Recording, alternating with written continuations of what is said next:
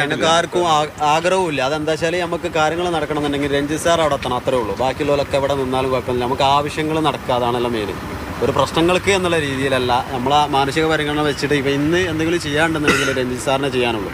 രണ്ടാമത് പുഴയിലോ ഇറങ്ങിക്കാണ്ട് സ്കൂബ ടീമിനോ മറ്റുള്ളവർക്കോ ചെയ്യാനുള്ളൂ. അങ്ങനെ ഇവിടെ വന്നോലെ തന്നെ സഹകരിച്ചുകാണ്ട് അതിന് പറ്റിയ ആളുകളുള്ളവർ മാത്രം അലോഡ് ചെയ്യുന്ന രീതിയിലേക്ക്, പെർമിഷൻ വാങ്ങിയിട്ടുള്ള രീതിയിലേക്ക് മാത്രം ഉള്ളിലേക്ക് കടക്കാനുള്ള ഒരു രീതിയിലേക്ക് മാറിയാൽ മതി. ഇവിടെ ഇപ്പം മാൻ പവർ കരയിൽ ചെയ്യാനുള്ളതൊക്കെ ചെയ്ത് കഴിഞ്ഞു. ഇനി ആ പുഴയിലും കരക്കും ഇടയിലുള്ള സംഗതികളാണ് ചെയ്യാനുള്ളത്. അതിലിപ്പോൾ നേതൃത്വം കൊടുക്കാനും നമ്മളെ ഭാഗത്തു നിന്നുള്ള ഒരാൾ എന്നുള്ള രീതിക്ക് ഉദ്യോഗസ്ഥന്മാർ, പോലീസുകാർ, MVD ആളുകൾ അകത്തുണ്ട്.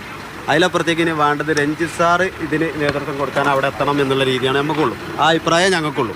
ഞങ്ങളൊക്കെ ഇപ്പോൾ ഇതുവരെ ഉണ്ട്. ഞങ്ങളിവിടെ എത്ര ഇനിയും നിൽക്കാൻ തയ്യാറാണ്. ഇവിടെ മാറി നിന്ന് കൊടുക്കുക. രഞ്ജിത് സാർ അകത്തേക്ക് കയറട്ടെ. ബാക്കിയുള്ള ഇപ്പം നമ്മുടെ നാട്ടിൽ നിന്ന് വന്ന വളണ്ടിയർ ടീമും മറ്റുള്ള എല്ലാ റെസ്ക്യൂ ടീമുകളും മാറി നിന്ന് കൊടുക്കുക. ഇതിൽ ആവശ്യമായ ആളുകളെ മാത്രം ഉൾപ്പെടുത്തിക്കാണ്ട്, അതും രഞ്ജിത് സാറിൻ്റെ അനുമതിയോട് കൂടി, അവർക്ക് ആരെയാണ് വേണ്ടത്, ഏത് ഫെസിലിറ്റീസാണ് വേണ്ടത് വെച്ചെങ്കിൽ അത് യൂസ് ചെയ്തുകൊണ്ട് മാത്രം ആളുകൾ കയറിയാൽ മതി. ഇവിടുന്ന് വന്ന എല്ലാ റെസ്ക്യൂ ടീമിനോടും അതന്നെ പറയാനുള്ളത്.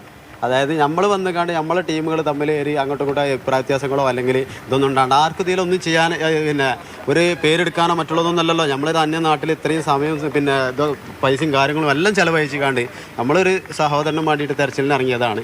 ആ ഒരു സഹകരണത്തോടുകൂടി പൂർണ്ണമായിട്ടും ഈ ഒരു രീതിയിലേക്ക് കാര്യങ്ങൾ പോട്ടെ. ആ രീതിയിലേക്ക് പിന്നെ ഉയർന്ന ആളുകളൊക്കെ ഉണ്ടാവില്ല, നമ്മളെ ഉദ്യോഗസ്ഥ പിന്നെ രാഷ്ട്രീയ ഇടപെടലുകളൊക്കെ നടത്തിയിട്ട് രഞ്ജിത് സാറിനുള്ളിലേക്ക് കയറാനുള്ള ഒരു പിന്നെ ചോയ്സ് ഉണ്ടാക്കി കൊടുക്കണം. മൂപ്പരെ ഇവിടെ തടഞ്ഞിട്ടിട്ട് കാണുന്നത് ഞങ്ങളെ ബാക്കിൽ 2 വണ്ടിയിലുണ്ട്. അപ്പോൾ മൂപ്പരെ എന്തെങ്കിലും കയറാനുള്ള ഒരു കോർഡിനേഷൻ ചെയ്യാനുള്ള ഒരു അവസരം ഉണ്ടാക്കി കൊടുക്കണം എന്നുള്ളത് നിങ്ങളുടെ ഭാഗത്തുനിന്നും ഒക്കെ ഒന്ന് സമ്മർദ്ദം ചെലുത്തിയിട്ട് ഉണ്ടാക്കി തരണം. ഏതായാലും വ്യക്തമാണ്, നിലവിൽ രഞ്ജിത്ത് ഉൾപ്പെടെയുള്ളവർ പുറത്ത് തന്നെ തുടരുന്നുണ്ട്. അവരെ അകത്തേക്ക് വിടണം എന്നുള്ളൊരു ആവശ്യമാണ് ഈ രക്ഷാപ്രവർത്തനത്തിന് ഇന്നലെ പങ്കെടുത്ത സന്നദ്ധ പ്രവർത്തകരൊക്കെ പറയുന്നത്. അപ്പോഴും ചില ആളുകൾ അകത്ത്, അതായത് രക്ഷാപ്രവർത്തക സംഘത്തിൻ്റെ ഭാഗമായിട്ടുള്ള ചില ആളുകൾ അകത്തുണ്ട്. അവരോട് ഇപ്പോൾ നടപടികളിൽ നിന്ന് മാറി നിൽക്കണം എന്നുള്ള ഒരു ആവശ്യമാണ് പോലീസ് നടത്തിയിരിക്കുന്നത്. അവിടെ ഇപ്പോൾ ഈ പ്രദേശത്ത് നല്ല മഴ പെയ്യുന്നുണ്ട്. അതുകൊണ്ട് തന്നെ പുഴയിലുള്ള തിരച്ചിൽ ഇപ്പോൾ ഏതാണ്ട് പൂർണ്ണമായും നിർത്തിവെച്ചിരിക്കുന്ന ഒരവസ്ഥയാണ്. NDRFും നേവിയുടെ സംഘമൊക്കെ രാവിലെ പുഴയിലിറങ്ങി പരിശോധനകൾ ആരംഭിച്ചിരുന്നു. പക്ഷേ അപ്പോഴേക്കുമാണ് മഴയെത്തിയത്. കാലാവസ്ഥ വളരെ മോശമായി തുടരുന്ന ഒരു സ്ഥിതി കൂടിയുണ്ട്. പുഴയെ സംബന്ധിച്ച് വല്ലാത്ത കുത്തൊഴുക്കുണ്ട് അല്ലെ? പുഴയുടെ ഒരു അവസ്ഥ ഇന്നലെ കണ്ടപ്പോൾ എന്താ തോന്നിയത്?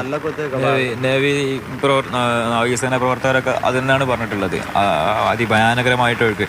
ഇന്നലെ ഇപ്പം നമ്മുടെ നാട്ടിൽ നിന്ന് മുക്കം ഭാഗത്തുനിന്ന് സ്കൂബ ഡൈവേഴ്സൊക്കെ വന്നിട്ടുണ്ടായിരുന്നു. അപ്പോൾ അവർ പറഞ്ഞിട്ടുള്ളത്, അവർ ചോദിച്ചിരുന്നു പിന്നെ ഈ പുഴയുമായി ബന്ധപ്പെട്ടുകൊണ്ട് ഞങ്ങൾ എന്തെങ്കിലുമൊക്കെ ചെയ്യാനുണ്ടോ. അപ്പോൾ ഇവരുടെ ഭാഗത്തുനിന്ന് കിട്ടിയ മറുപടി എന്ന് പറഞ്ഞാൽ അവരുടെ എക്യുപ്മെൻറ്റ്സ് എടുത്തിട്ട് നിങ്ങൾക്കൊന്ന് വേണമെങ്കിൽ റൗണ്ട് അടിക്കാം എന്നുള്ള രീതിയിലാണ് പറഞ്ഞിട്ടുള്ളത്. പക്ഷേ ഈ ഡൈവേഴ്സ് ആയിട്ടുള്ള ആൾ പറയുന്നത് വളരെ അധികം കുത്തൊഴുക്കും ഒരുപാട് ലെങ്ത്തുള്ള ഒരു നദിയാണ്. അതേപോലെ തന്നെ കലങ്ങി മറിഞ്ഞു കിടക്കുകയാണ്. അപ്പോൾ ഈ സ്കൂബ ആണെങ്കിലും അടിത്തട്ടിലേക്ക് പോയി കഴിഞ്ഞാൽ ഈ ഒരു കുത്തൊഴുക്കിൽ അങ്ങനെ വ്യക്തമായിട്ടൊന്നും ചെയ്യാനോ കാണാനോ കഴിയില്ല എന്നുള്ള രീതിയിലാണ് ഇന്നലെ നമ്മുടെ കോഴിക്കോട് മുക്കം ഭാഗത്തു നിന്ന് വന്ന അവരൊക്കെ പറഞ്ഞിട്ടുള്ളത്. ഇപ്പോൾ ഏകദേശം 8 മീറ്റർ എന്നാണ് പറഞ്ഞത്. 26 അടി താഴെ നിന്നാണ് സിഗ്നൽ കിട്ടിയെന്ന് ഇന്നലെ പറയുന്നത്. ഈ 26 അടി താഴ്ചയിലേക്ക് ഇപ്പോഴത്തെ അവസ്ഥയിൽ ഈ ഒരു പുഴയുടെ ഒരു സാഹചര്യം വെച്ച് പോകാൻ ഉള്ള എന്തൊക്കെ വെല്ലുവിളികളുണ്ടാവും? പുഴയിലേക്ക് എന്ന് പറയുന്നത്, പുഴയിലേക്ക് പോയി കഴിഞ്ഞാൽ ഇതിൽ ഈ ലോറിയിൽ തടി കഷ്ണങ്ങളാണുള്ളത്. എന്തായിരുന്നാലും ഇത്രയും ഫോഴ്സിൽ ഇത് അത്രയും ലോങ്ങിലേക്ക് ഈ ഒരു 4 വരി പാതയാണല്ലോ, അത് കടന്ന് അപ്പുറത്തേക്ക് മറിഞ്ഞു പോയിട്ടുണ്ടെങ്കിൽ എന്തായാലും അതിൻ്റെ റോപ്പ് പൊട്ടിയിട്ടുണ്ടാവും. ഈ മരങ്ങളൊക്കെ കെട്ടിയിട്ടുള്ള റോപ്പ് പൊട്ടില്ല. അങ്ങനെയാണെങ്കിൽ ആ തടിക്കഷ്ണം എങ്കിലും ഈ പുഴ ഭാഗത്തോ അതല്ലെങ്കിൽ ഒഴുക്കിൽപ്പെട്ട് പോകുന്നതോ എന്തെങ്കിലും ഒരു സൂചന നമുക്ക് കിട്ടേണ്ടത്. ഇതുവരെ അങ്ങനത്തെ ഒന്നും കിട്ടില്ല. ഈ ലോറിയുമായി ബന്ധപ്പെട്ട് അതിലുള്ള ഒരു സാധനം പോലും ഈ നമ്മുടെ കരയിലോ അതല്ലെങ്കിൽ പുഴയിലോ ആയിട്ട് ഇതുവരെ കാണാൻ കഴിഞ്ഞിട്ടില്ല. പിന്നീട് നമുക്ക് ബലമായിട്ട് സംശയിക്കേണ്ട ഒരു സ്ഥലം എന്ന് പറയുന്നത് ആ ഡാബ ഹോട്ടലുണ്ടായിരുന്നല്ലോ, ആ ഹോട്ടലിൽ നിന്ന സ്ഥലം. ഈ സൈഡിൽ പാർക്ക് ചെയ്ത വണ്ടി ഈ മണ്ണ് വന്ന ഫോഴ്സിൽ ആ ഹോട്ടലടക്കം ഈ പുഴക്കരികിലേക്ക് മറിഞ്ഞ് ബാക്കി മണ്ണ് അതിൻ്റെ മുകളിലേക്ക് പോയിട്ടുണ്ടാകും എന്ന് തന്നെയാണ് കൂടുതലായിട്ടും നമ്മൾ ചിന്തിക്കേണ്ടത്. തീരത്തോട് ചേർന്നിട്ടാണോ? അതെ, പുഴയുടെ തീരത്തോട് ചേർന്നിട്ടായിരിക്കാനാണ് സാധ്യത എന്നുള്ള രീതിയിലാണ് തോന്നുന്നത്.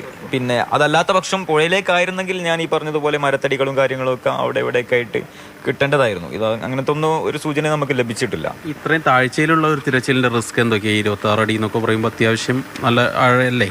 പുഴയ്ക്ക് കൂടുതൽ ആഴമുള്ള പുഴയായിരിക്കുമല്ലോ ഈ പ്രദേശവാസികളൊക്കെ പറയുന്നത് അങ്ങനെയല്ലേ? തീർച്ചയായിട്ടും 26 അടി എന്ന് പറഞ്ഞാൽ നമുക്കിപ്പോൾ നിലവിൽ മറ്റേ ഡിറ്റക്റ്റീവ് മെത്തേഡ് ഉപയോഗിച്ചുകൊണ്ട് സെർച്ച് ചെയ്യുന്നത് അവർ 10 മീറ്റർ എന്നുള്ള രൂപത്തിലൊക്കെയാണ് പറയുന്നത്. അപ്പോൾ ഈ 26 അടി എന്നൊക്കെ പറഞ്ഞു കഴിഞ്ഞാൽ ഒരുപാട് താഴ്ച എത്തി.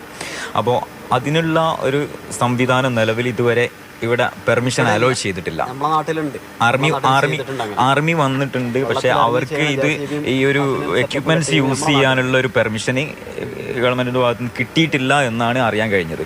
അപ്പം ചെറിയ രീതിയിലുള്ള ഡിറ്റക്ടർ ഉപയോഗിച്ച് കഴിഞ്ഞാലും നമുക്ക് അത്രയും ആഴ്ചയിലേക്ക് ഈ വിവരങ്ങൾ ശേഖരിക്കാൻ കഴിയില്ല എന്നുള്ളതും അവർ തന്നെ വ്യക്തമാക്കിയിട്ടുണ്ട്.